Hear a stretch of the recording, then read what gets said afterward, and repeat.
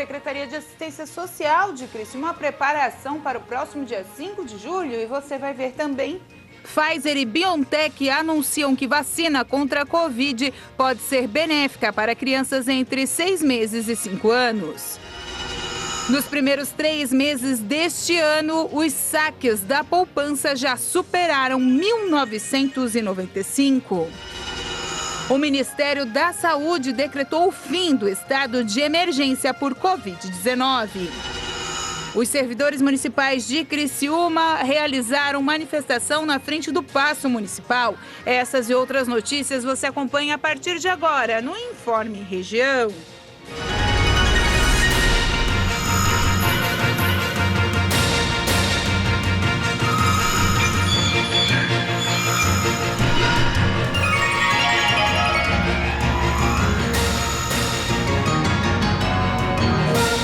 Olá, hoje terça-feira, dia 24 de maio de 2022, tempo firme no sul catarinense. A Pfizer anunciou que a vacina contra a Covid-19, produzida em parceria com o laboratório BioNTech, é eficaz para crianças com idades entre 6 meses e 5 anos, quando administrada em 3 doses. A eficácia da vacina da Pfizer-BioNTech foi medida após crianças a partir dos 6 meses e até os 5 anos de idade tomarem 3 doses, todas deste mesmo imunizante, sendo que a terceira delas foi aplicada com um intervalo de ao menos 2 meses após a segunda. A quantidade utilizada foi de 3 microgramas por dose, o equivalente a 1/10 da dose aplicada em adultos. De 1.678 crianças que participaram do estudo, apenas 10 casos de Covid sintomáticos foram identificados num período de 7 dias ou mais após a terceira dose. E esses dados, ainda preliminares, apontaram que a vacina da Pfizer-BioNTech teve eficácia de 80,3% contra a Covid nessa faixa etária, o que foi considerado uma forte resposta imune e também segura pelas farmacêuticas. Vale destacar que o ensaio ocorreu quando a variante Ômicron era a predominante. Os testes foram feitos nos Estados Unidos, na Finlândia, Polônia e também na Espanha. As empresas pretendem concluir o processo de envio de dados à agência reguladora americana, a FDA, nesta semana. E vale lembrar que na semana passada foi autorizada a dose de reforço para crianças entre 5 e 11 anos de idade pela agência. Crianças abaixo desta faixa etária ainda não podem receber nenhuma vacina contra o coronavírus por lá. O Ministério da Saúde decretou o fim do estado emergencial por Covid-19. A medida assinada em abril pelo ministro Marcelo Queiroga entrou em vigor no último dia 22.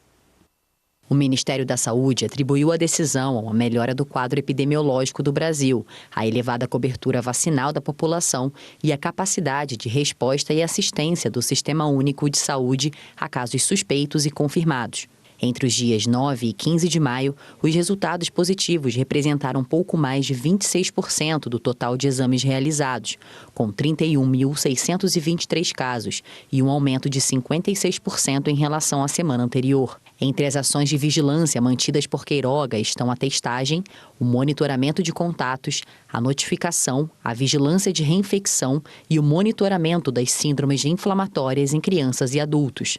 No início do mês, a Anvisa autorizou a retomada dos serviços de bordo e a lotação máxima de passageiros em voos nacionais, desde que a máscara seja mantida. A classificação da Covid-19 como pandemia, no entanto, só pode ser alterada oficialmente pela OMS. Nos primeiros 3 meses deste ano, os saques superaram os depósitos em mais de 40 milhões de reais. Essa é a maior queda da caderneta de poupança desde o ano de 1995.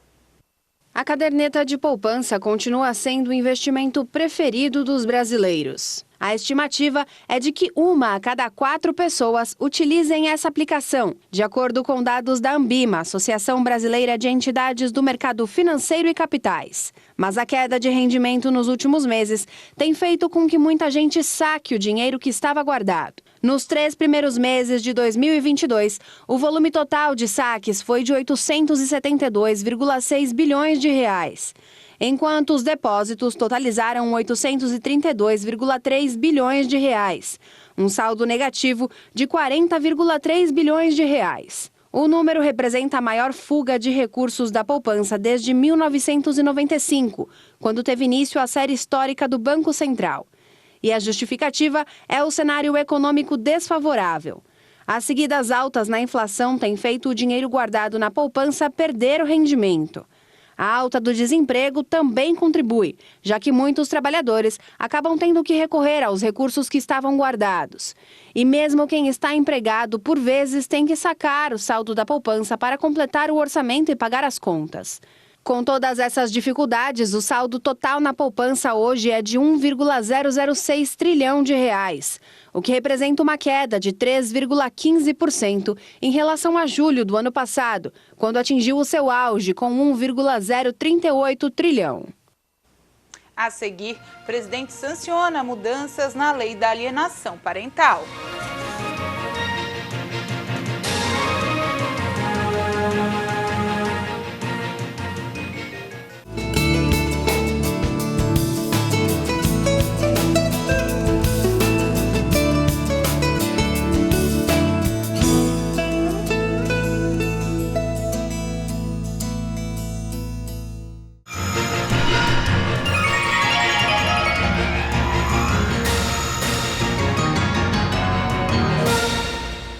O presidente Jair Bolsonaro sancionou a lei que modifica regras sobre a alienação parental. A mudança tem origem em um projeto de lei aprovado pelo Senado no mês de abril. A maior violência para uma criança é tirar ela da mãe. A ligação que a mãe tem com o filho é muito forte. Faz 9 anos que a Cristina perdeu a guarda do filho, na época com 3 anos de idade. Um oficial de justiça veio na minha casa e tirou meu filho de mim. Eu não pude me despedir, eu não pude conversar com meu filho a sós, eu não pude explicar nada. Ele arrancou meu filho de mim e levou embora. A empresária, que afirma ter sofrido abuso psicológico do ex-marido enquanto casada, conta que dias antes da perda da guarda, o filho teria chegado com um machucado em casa, depois de ficar com o pai. O juiz, na época, pediu o afastamento das visitas até que se provasse o que estava acontecendo. Meu filho tinha 1 aninho. E que ele poderia ser visitado dentro da minha casa. Isso nunca aconteceu. Meu ex-marido nunca veio visitar meu filho em casa. Em contrapartida, ele montou provas alegando que eu não deixava ele visitar o meu filho. Segundo Cristina, o homem fez 74 boletins de ocorrência contra ela, alegando ter sido proibido de visitar a criança. E então conseguiu reverter a guarda. Ele entrou com um processo de alienação parental, alegando que ele não via meu filho há 6 meses. A alienação parental ocorre quando o pai ou a mãe age para colocar o filho contra o outro genitor. A alienação parental, ela não é considerada um crime, ela é considerada um ato antijurídico, perfeito? Então, ela é considerada um ilícito, um abuso de direito. Correto? Então, ele é um ilícito civil, um abuso de direito. Lógico que em determinadas situações, por exemplo, numa alienação parental em que há uma falsa acusação de abuso, isso sim se torna um ilícito, um crime, efetivamente, né, punido dentro da legislação penal. Entre as medidas aplicadas pelo juiz em caso de alienação parental, estão a ampliação do regime de convivência familiar com o genitor alienado, a alteração da guarda para compartilhada ou até a inversão da guarda e a advertência ou multa ao alienador. Já a suspensão da autoridade parental a quem praticou a alienação, que também estava prevista em lei, agora, com a nova norma sancionada, não pode mais ser empregada. Então, é uma situação muito grave, uma suspensão do poder familiar ou até mesmo a perda do poder familiar, que ela acontece em casos muito graves de uma violência, né, de uma situação real de abuso. Outra mudança diz respeito às convivências familiares assistidas, aplicadas em situações de risco. Por portanto, ela determina que seja criado um ambiente para que aquela criança possa conviver, portanto, com aquele genitor eventualmente afastado, né? Também qualifica a rede de proteção, então é mais um instrumento de proteção à criança. Além disso, agora as perícias psicológicas ou biopsicossociais deverão ocorrer ao menos em 2 momentos, para um acompanhamento mais aprofundado da evolução da convivência. E os processos devem ganhar celeridade. Processos que estão na dependência da realização de laudos há mais de 6 meses, para que eles sejam imediatamente realizados, ou seja, dá um prazo de 3 meses para que seja realizado, para dar efetividade, portanto, a isso. O depoimento especial, que é a oitiva da criança, também sofreu alteração. Isso é importante entender. A criança vai ser ouvida através de um estudo psicossocial, de um laudo pericial ou através de um depoimento especial. Portanto, a escuta da criança, ela vai ser com base na Lei 12.318, tá? Que trata do sistema de garantias à proteção à criança. Segundo a advogada, a nova lei chega para garantir a ampla defesa de todas as partes e, acima de tudo, a proteção integral da criança. Com o intuito, inclusive, de minimizar os efeitos causados pela alienação parental na saúde mental da criança. Porque a quebra de vínculo para a criança é muito ruim, porque ela fica sem uma parte da família dela, ou sem o contato com a mãe, sem o contato com o pai, e que no desenvolvimento da criança ou do adolescente é muito importante. Então, ela precisa ter esse vínculo com os 2 lados da família, saber como é ser criado pelas 2 pessoas, porque você foi um casal, você se separou e você continua tendo um filho. Então, ele precisa ser criado pelas 2 pessoas, embora você não seja mais um casal.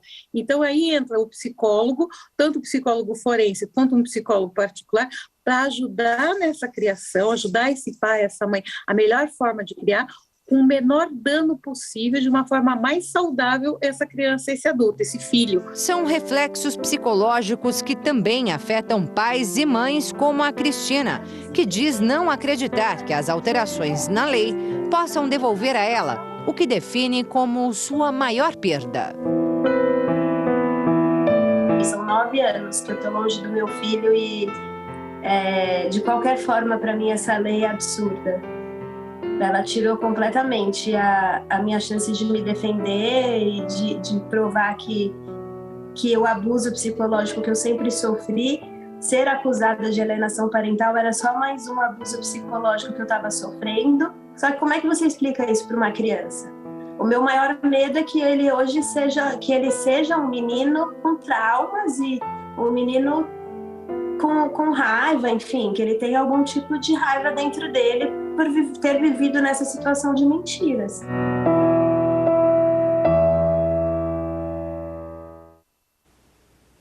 E hoje os servidores públicos municipais de Criciúma, através do seu sindicato, se manifestaram pela falta de reposição salarial, de acordo com o movimento sindical no Paço Municipal de Criciúma. Bom, na manhã desta terça-feira, o Sindicato de Servidores Públicos Municipais de Criciúma realizou um ato na Prefeitura Municipal a fim de buscar informações sobre os reajustes salariais que até agora não caíram nas contas e não há previsão para que isso aconteça. Sobre isso eu vou falar com o Reginaldo Bernardo, ele que é vice-presidente do Sindicato. Reginaldo, hoje vocês fizeram essa manifestação porque ainda vocês estão tentando essa renegociação do reajuste que não está acontecendo. Bom dia a todos, né? Obrigado por estarem nos dando essa oportunidade de conversar com a população. Esse é um ato, né? E a gente frisar que não temos mais servidores aqui porque o governo usa de uma forma de reprimir, né? Com que os trabalhadores possam se manifestar democraticamente. E o nosso ato hoje é justamente nesse sentido, de que a gente fez assembleias, retirou as pautas que os trabalhadores achavam justo, porque o governo há 3 anos não passava sequer a inflação, né, para os trabalhadores, que girava em torno de 22%.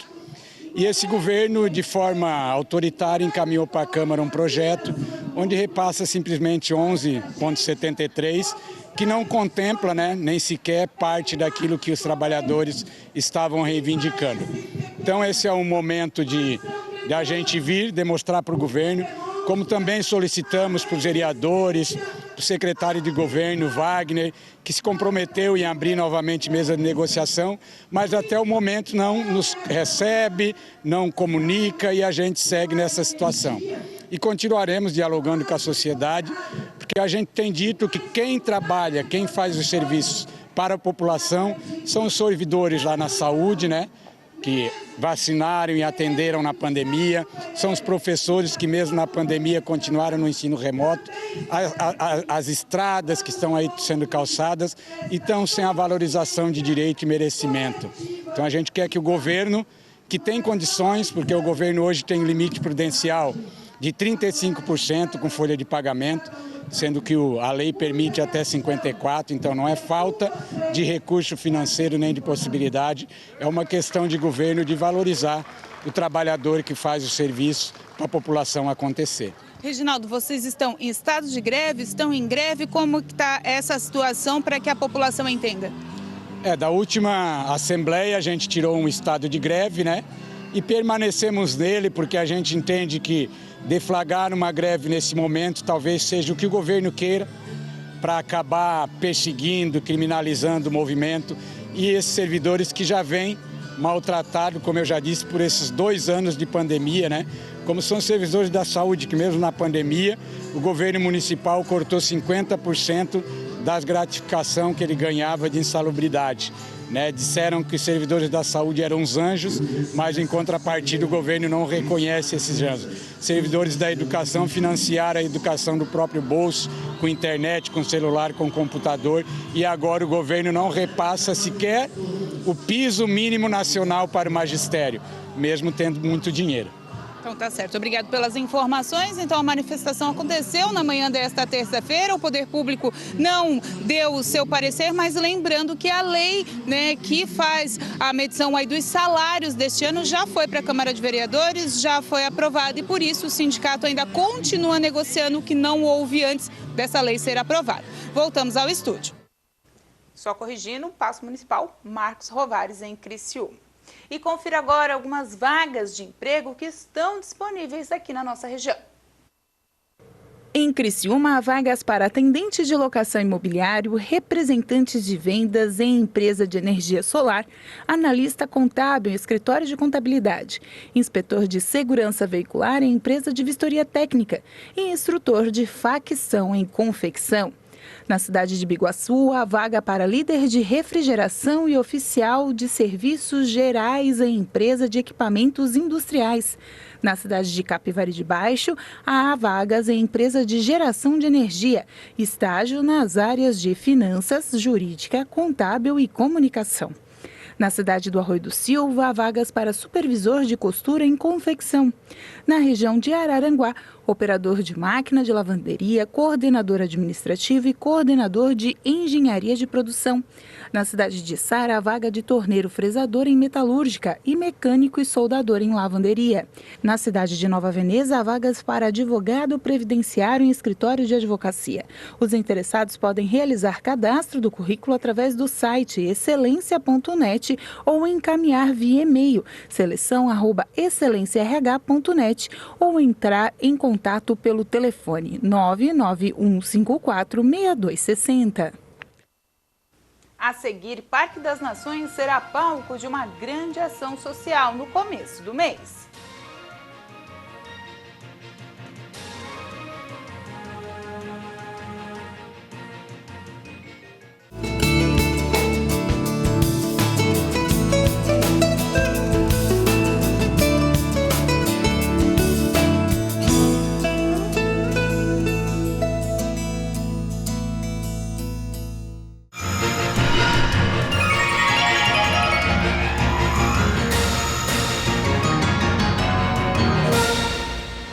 Criciúma irá realizar uma ação social para envolver toda a comunidade e entidades beneficentes no próximo dia 5 de junho. Bom, no próximo dia 5, no Parque das Nações, a comunidade de Criciúma e região está convidada para o Festival Solidário. Quem vai falar mais sobre isso para a gente é o Bruno Ferreira, secretário de Assistência Social aqui do município de Criciúma. Bruno, então é uma oportunidade das pessoas conhecerem as ações de diversas entidades do terceiro setor aqui do município e também colaborarem, né? Perfeito. O nosso Festival Solidário iria acontecer no dia 12 de dezembro do ano passado, mas por conta da pandemia da Covid-19, nós tivemos que adiar o evento. E então vamos fazer agora no dia 5 de junho, mês que vem, no Parque das Nações. Da mesma forma, as entidades do terceiro setor, que muito nos ajudam aqui no município, estarão lá com as suas barraquinhas armadas, vendendo os seus produtos. Vale lembrar que todo o valor arrecadado por essas entidades fica para a própria entidade. E como a gente não pode cobrar a entrada no Parque das Nações, a gente pede para a população que leve 1 quilo de alimento, uma cesta básica, se puder, um pacote de fralda, um alimento para pet. Nós temos a barraquinha também de animal lá, então vai ser um evento bem bacana. A pandemia passou, é um momento então de nós darmos as mãos, poder público, sociedade civil e o terceiro setor, e fazer um dia da solidariedade aqui em Criciúma. E até porque também terão várias ações voltadas para a comunidade na questão cultural, apresentações culturais aqui do município, fora o show nacional, mas que dão essa valorização, né, e levam famílias também para o parque, né? Perfeito, essa é a nossa intenção, de trazer e valorizar as atrações artísticas aqui de Criciúma e região. Então, desde as 13 horas que nós vamos iniciar o nosso Festival Solidário, o primeiro Festival Solidário aqui de Criciúma, atrações artísticas e culturais aqui de Criciúma, iniciando às 13 e encerrando às 19 horas, com a abertura do evento, com o prefeito Clécio Salvaro, e logo em seguida o show nacional, que vem para engrandecer ainda mais o evento e trazer essa população, essas famílias para o Parque das Nações. E eu não posso deixar de perguntar, né, Bruno, até porque o frio já chegou, a gente está vivendo uma semana de temperaturas amenas, mas vai voltar com certeza. Como é que está a campanha de arrecadação de agasalhos? O que a assistência social está precisando nesse momento? Nós já tínhamos nos preparado para esse período de frio, a gente já sabe, né? Todo ano chega o período de frio, então a gente já fez parcerias com as universidades aqui da região e nós já tinha um estoquezinho ali de cobertas. Na semana passada, com a previsão do declínio da temperatura, nós trabalhamos muito forte em parceria com a Defesa Civil aqui em Criciúma, na pessoa do diretor do Fred, que é parceiro nosso. Nós fizemos ações na rua abordando principalmente aquela população em situação de rua, orientando eles a encaminhar para a casa de passagem. Então foram feitas essas abordagens, mas esse atendimento e esse serviço de abordagem social é um serviço de rotina que a gente faz 24 horas aqui no município, então a gente continua da mesma forma. A única coisa que mudou, Michele, é que naquele período de frio nós trabalhamos com a Defesa Civil no telefone 199, então os atendimentos de emergência e urgência ligavam no 199 e a Defesa Civil passava para o social. Agora, com o período de frio já terminando, tudo voltando à normalidade, a gente continua atendendo nosso telefone de plantão aqui da Secretaria e a Defesa Civil faz o trabalho deles lá. Então, tá certo. Obrigado pelas informações. Então, prepare aí, já separe o seu quilo de alimento, o seu agasalho para doação. Aproveite as festividades culturais, até porque muitas crianças vão se apresentar, um momento também de reunião da família, e participe no próximo dia 5 no Parque das Nações do Festival. Voltamos ao estúdio.